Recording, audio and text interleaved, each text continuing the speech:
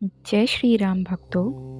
मंगलवार को अंजनी पुत्र हनुमान जी का उपवास, सच्चे मन से पूजा और व्रत कथा कहने और सुनने से हनुमान जी विशेष कृपा प्राप्त होती है।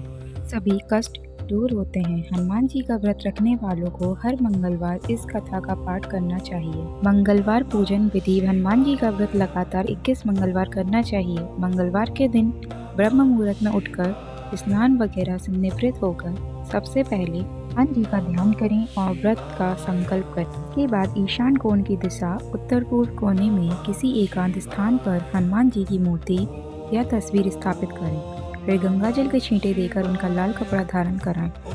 फिर पुष्प, रोली और अक्षत के छींटे दें। इसके बाद चमेली के तेल का दीपक जलाएं और तेल की कुछ छींटे मूर्ति या तस्वीर पर डाल दें। इसके बाद हनुमान जी फूल अर्पित करें और अक्षत व फूल हाथ में रहकर उनकी कथा सुनें और हनुमान चालीसा और सुंदरकांड का पाठ भी करें। इसके बाद आप भोग लगाएं और अपनी मनोकामना बाबा से कहें और प्रसाद सभी में वितरण कर दें। अगर संभव हो सके तो दान जरूर करें। शाम के समय भी हनुमान मंदिर जाकर चमेली के तेल का दीपक जलाएं और सुंदरकांड का पाठ करें और उनकी आरती करें।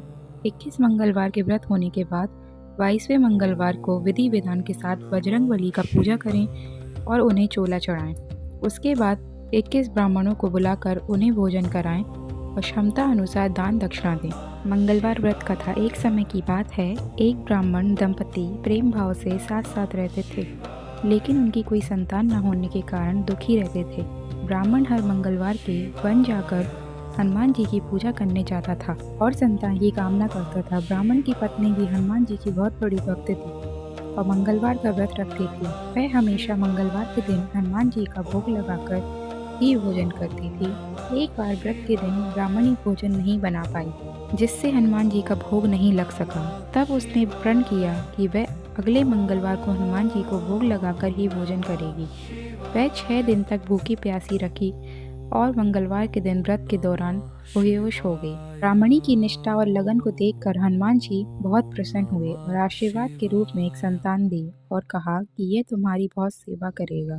संतान पाकर ब्राह्मणी बहुत प्रसन्न हुई और बालक का नाम मंगल रखा।